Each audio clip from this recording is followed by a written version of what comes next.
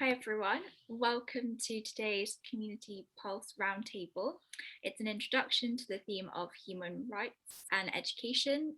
It's a chance to discuss the implications and issues facing human beings, and it's an opportunity to hear from the perspectives of the next generation of human rights defenders.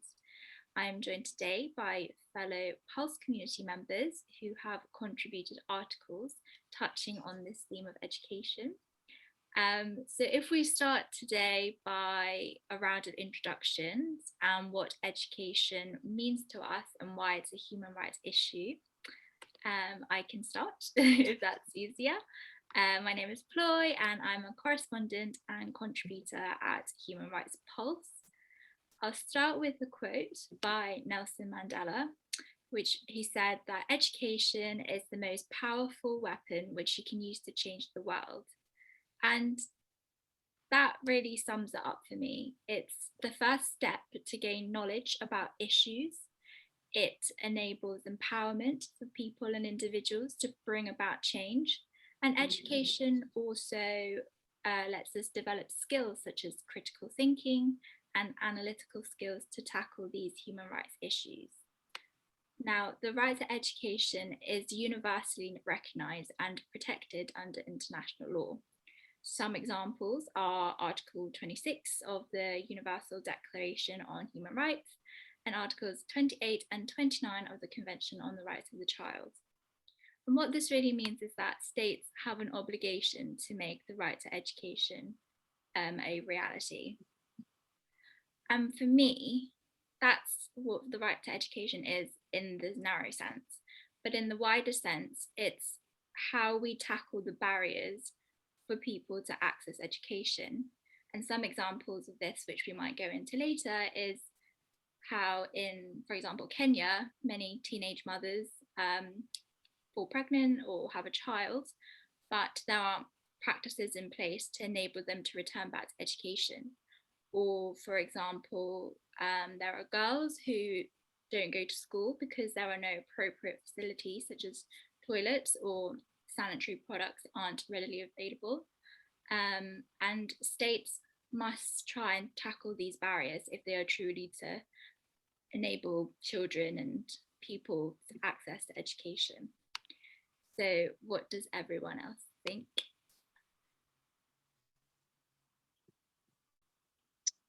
So I'll go. Hello, everyone. My name is OC, and I'm also a contributing writer. I think Ploy really outlined what education means, but to me, education is simply about empowerment. It's the fact that education exposes people to knowledge and gives people basic life skills that can help with social mobility, empowerment, and really a greater understanding of the world. Something that I will talk about later that I discussed in my article was gender inequality in education and how that really affects women's economic empowerment and women's contributions and participation in decision-making processes. So education is just like the key tool that helps for social mobility, empowerment, and really helps people to feel like they're part of a society and they can contribute to actively develop that society. That's great. I agree with that too. I'm Aisha, and I'm also a contributing writer for Human Rights Pulse. And yeah, I agree with both of what you said. I think for me to add on, education, this is something I've taken for granted as well. It's about resources as well. So we take for granted, as uni students, we have access to a huge online library with journals and all of these things. And just using Human Rights Pulse as an example, the fact that we have access to all of these news outlets, and then we can use the education, we can use the skills that we've learned in school, whether that's being able to summarize huge chunks of information and make it more accessible to people, and the impact that can have. I think we take that for granted. So that's a skill, being able to make information accessible or shorten it down. Then there's also the resources that we couldn't do that without having access to those resources. And this is something really big I touched upon on my article, what happens when you don't have internet, which isn't, I'll go into that later. But yeah, so for me, especially with COVID, I think we've just seen that having access to resources plays a huge part in the level of education people can attain. Yeah, absolutely. And what I love about this roundtable is there's so many different perspectives that feed into what this one thing of education is. And I guess that's what, is so diverse about it. There's so many subtopics within education, and like anything, all these socio-economic factors, that's how they impact human rights. So yeah, thank you for that introduction and explaining what it means to you. As both of you just mentioned, you wrote some articles based on education and human rights. Don't know who wants to go first, but if you could tell us a bit more about them and what they mean, that would be great. So my article focuses on the Beijing Declaration and Platform for Action, which is basically this declaration that was made about ensuring women's empowerment and kind of bridging the gender gap in 12 critical areas.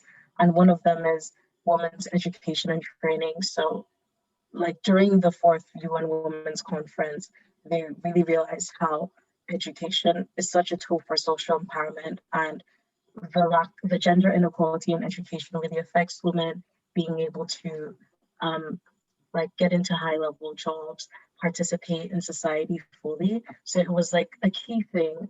And my article focused on a review of that Beijing Declaration 25 years on.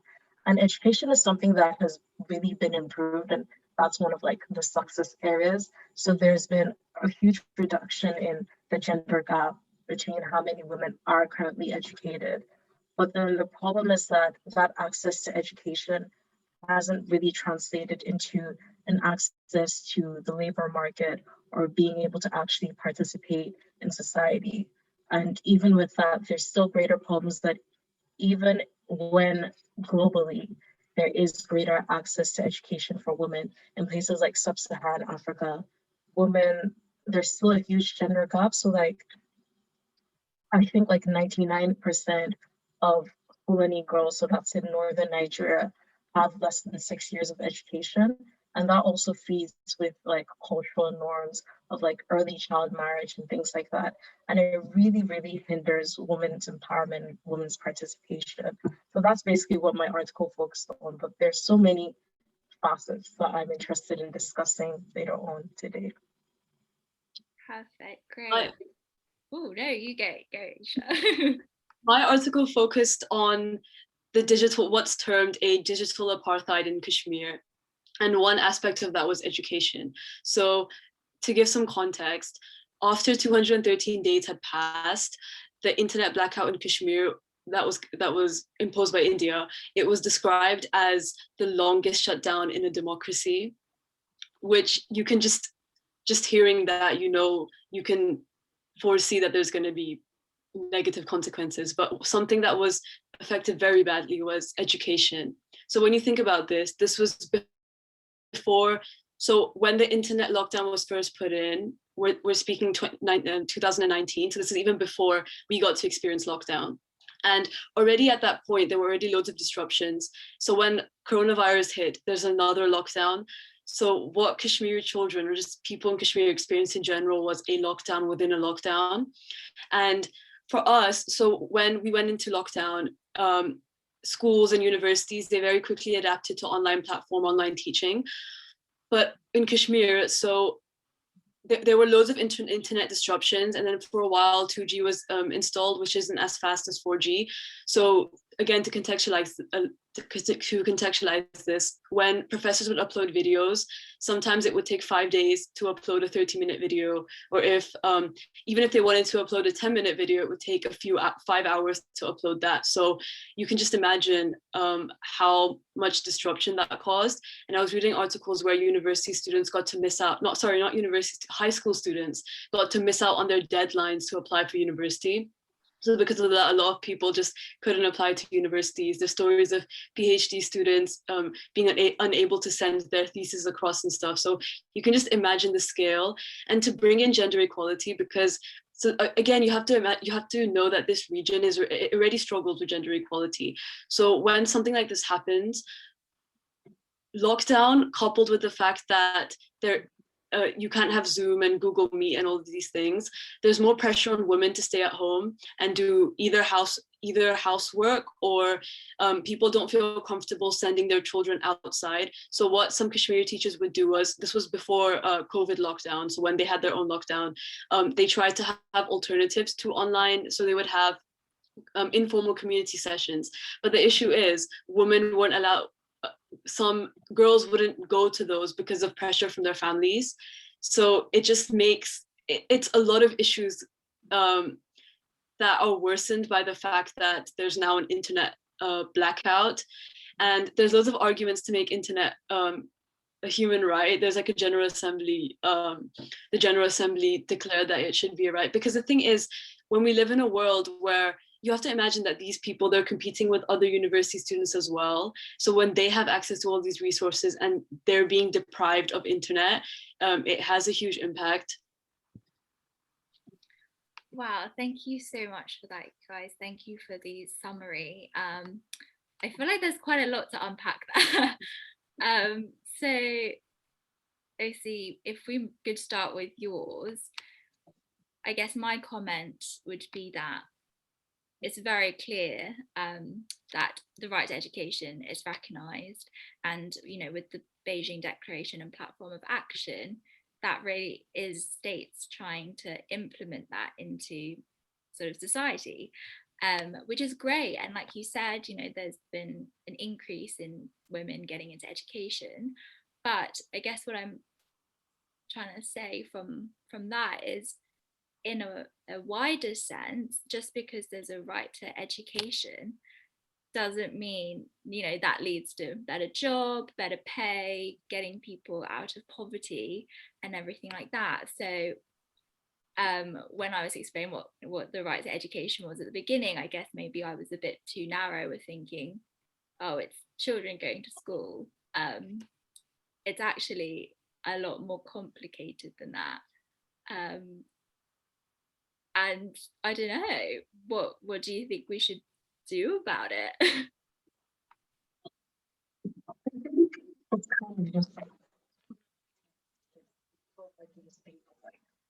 a solution. I think at the time when the Beijing Declaration on Platform for Action was being thought out, it was like, okay, yes, if we reduce the gender gap in education, that will ensure that women are going to be able to get into the workforce and they'll be empowered and things like that. But then it didn't really conceptualize how multifaceted the problem was. So how I mentioned, the 99% of Fulani girls who have less than 6 years of education. In the same country of Nigeria, less than 4% of Igbo girls have over less than 6 years of education. So there's also a huge gap in terms of religious, cultural norms and values that really affects access to education.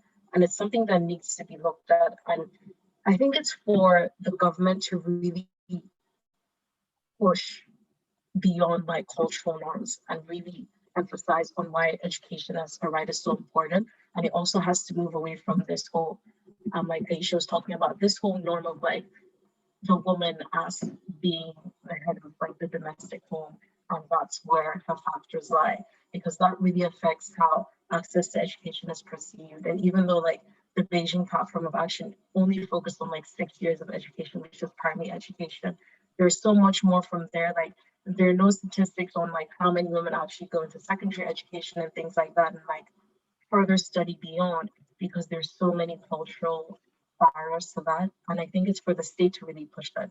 Education is important, and as a right, women do have the right to education. And yeah. Yeah, that's so true. And I guess as well, as things shift, as society's attitude changes, education should really adapt, in my opinion. you know, just because it worked 50 years ago doesn't mean it's adequate for now.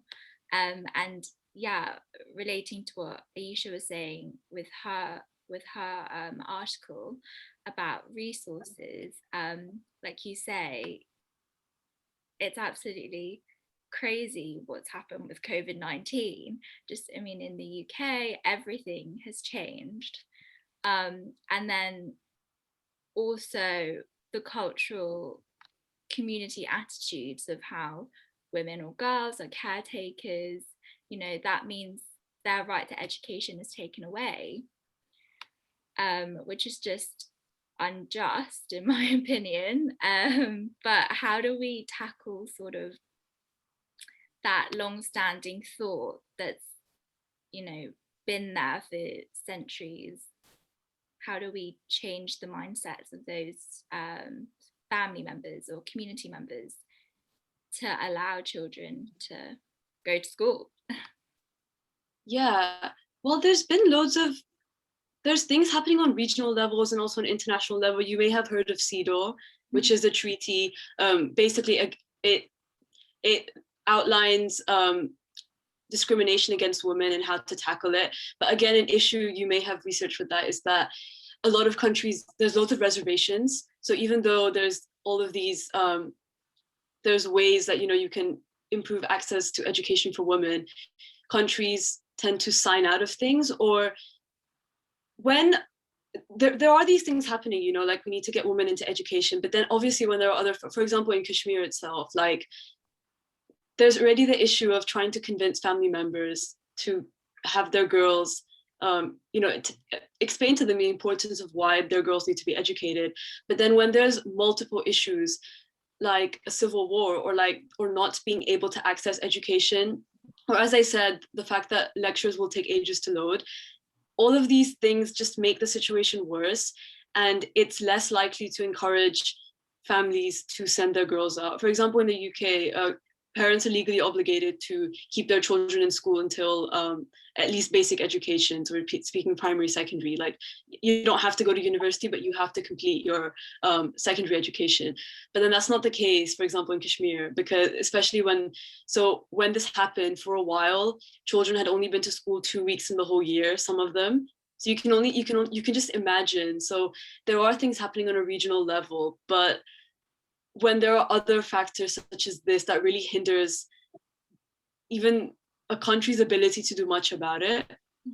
And again, Kashmir is a very unique situation because it's not its own government, you know, with it's a whole political situation. So that is a unique situation in itself. But how can we encourage? I think a lot of it's just about, it's nice to see. I mean, the thing is, you have celebrities and spokeswomen and people that, you know, give out messages, but I don't think those really help people within those countries, because they're not going to be watching those videos. So there needs to be a lot of grassroots activities happening within those countries. Because we have Amnesty International and Human Rights Watch and all of these that educate us about things, but you have to imagine that, especially when they don't have access to internet, like what will you do in that case? You need to actually have people on the ground. I think, journalism, it was Freedom of Press Day recently. That's when local journalists really come into play because they've influenced changing people's attitudes. But again, when you have countries that don't allow freedom of speech, this is why there's so many different dimensions to this. It's not just education. You take into account all of these things. Freedom of press plays a big role because local journalists can play a significant role in helping girls attain education. Yeah, I think you very clearly demonstrated how complicated the right to education is, especially in, you know, politically charged situations as well. And you're so right about grassroots being there at the forefront, especially when resources are scarce, like the internet. I mean, you guys probably seen, but every month, Bronte and I try and interview people, and often, you know, NGOs who are there at the forefront trying to navigate this whole, you know, the rights as well as how COVID has made it so much harder. So I mean, if you know any particular orgs on the grassroots level in Kashmir, then please send them my way or get in touch with them, because we would love to understand more about the situation and, you know, how we can help or how they're tackling the issue. So yeah, I guess both of you have shown how diverse the right to education is. You've discussed, you know, technology, you've discussed gender inequality, and those are some of the topics that we'll hopefully try and highlight this month through social media as well as articles. Some of the other things that I just wanted to run through that we'll be touching on: effect of COVID-19, which again, you know, we can't escape it, it's happening. Like Aisha was saying, everything's gone online, which in itself I think is quite hard in terms of, you know, mental health. I want to add to that, yeah, so it's good that you mentioned mental health, because we've all experienced, you know, a low point probably during lockdown, especially with the virtual strain. So when I was looking at the Kashmir situation, a lot of children are having personality disorders, and they develop mental health issues, suicidal thoughts, and all of these things, because for them the issue isn't just, you know, education being online, it's the fact that they can't even access their education online, or it takes them hours to watch one 40-minute lecture, and it can get frustrating. So I think I think we're in a better place to understand this now, or emphasize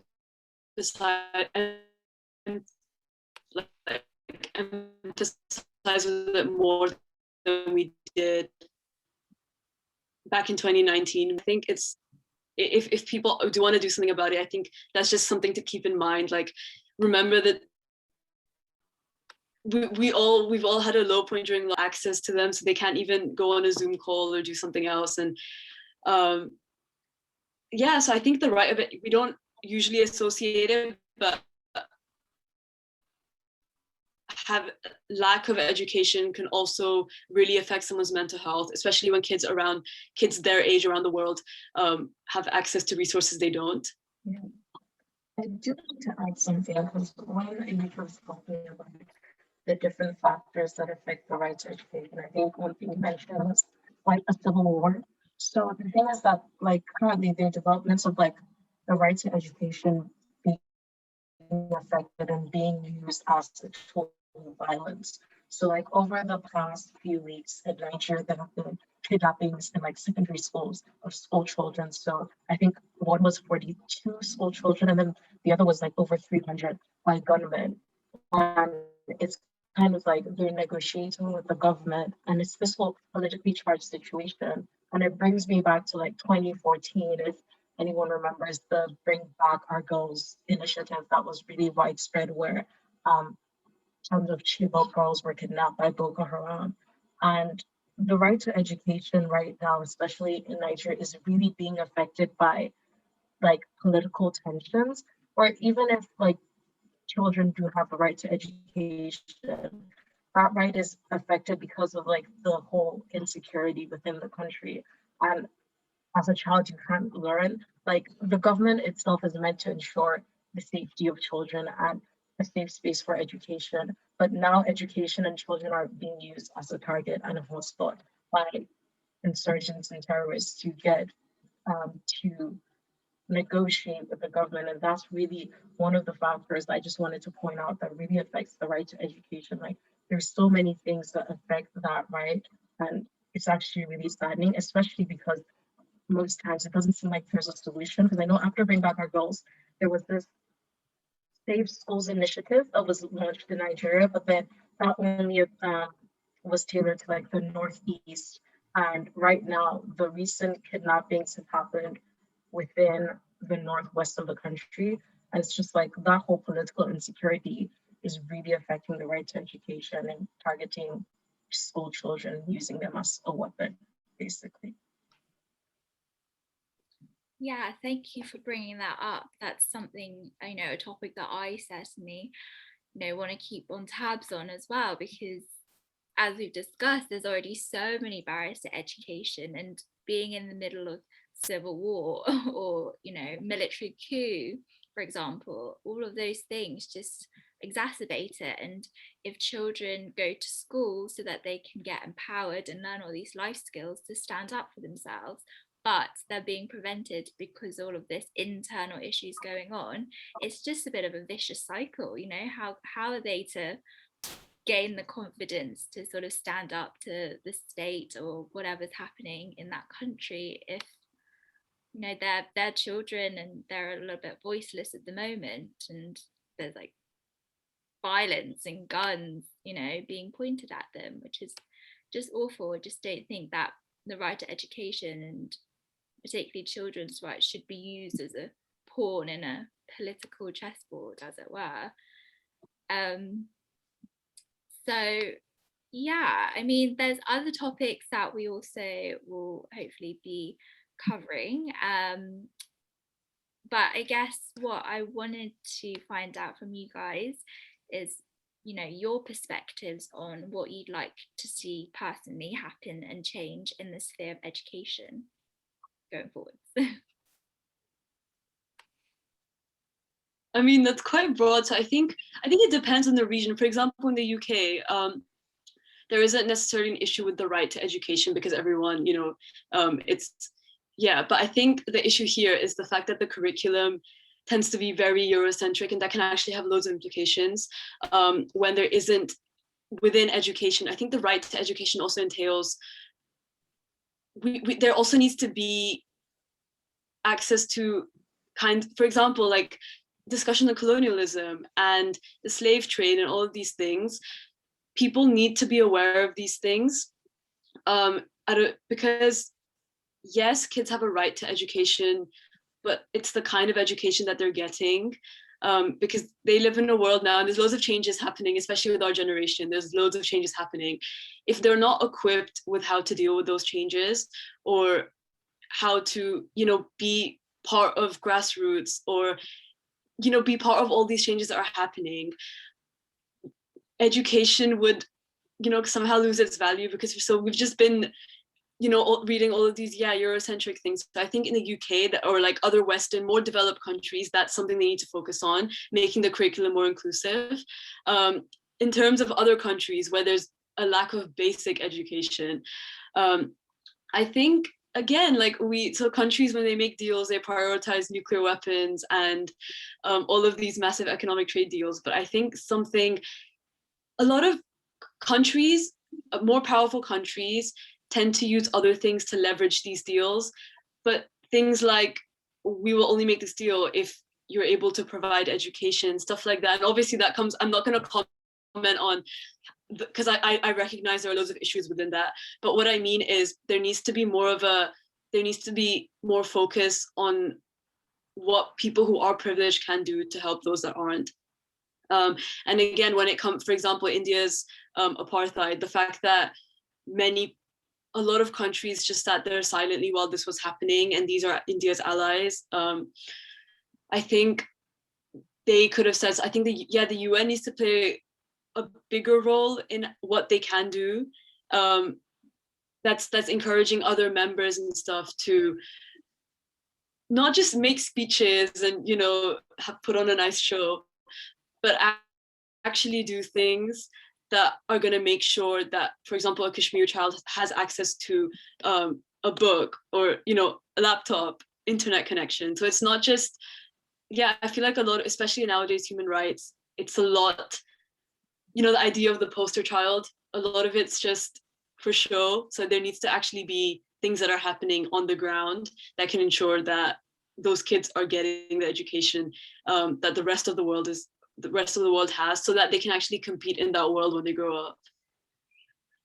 Yeah, that's really great. And I liked what you said the first time about how the curriculum needs to change. I fully support that as well.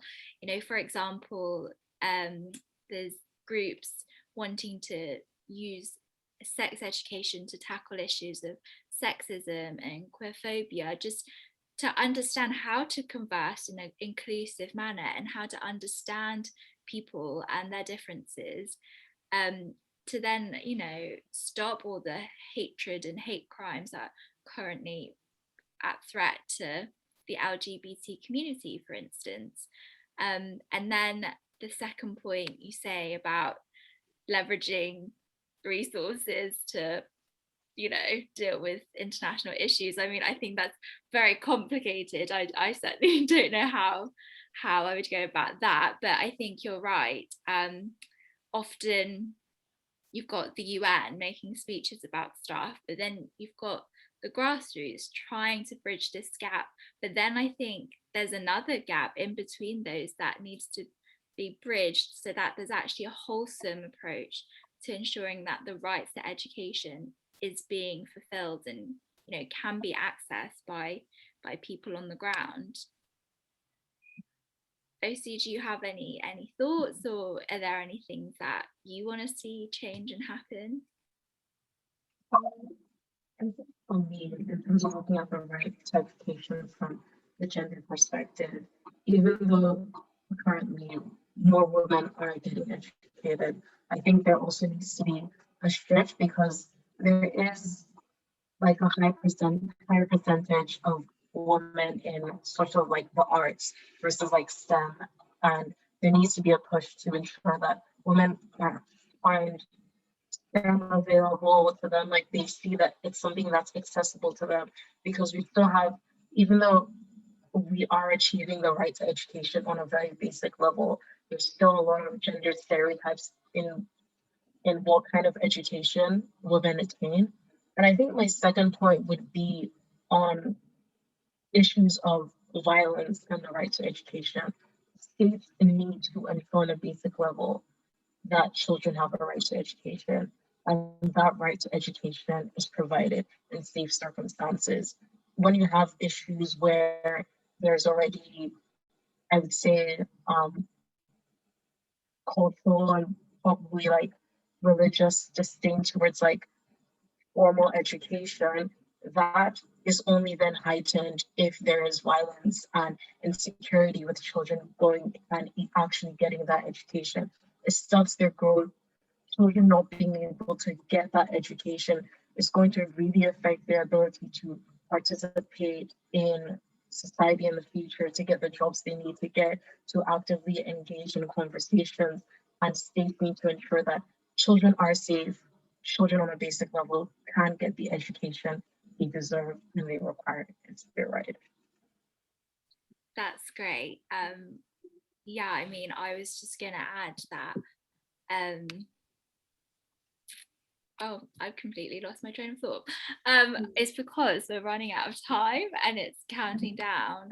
But yes, stereotypes, yes, that's what we're talking about.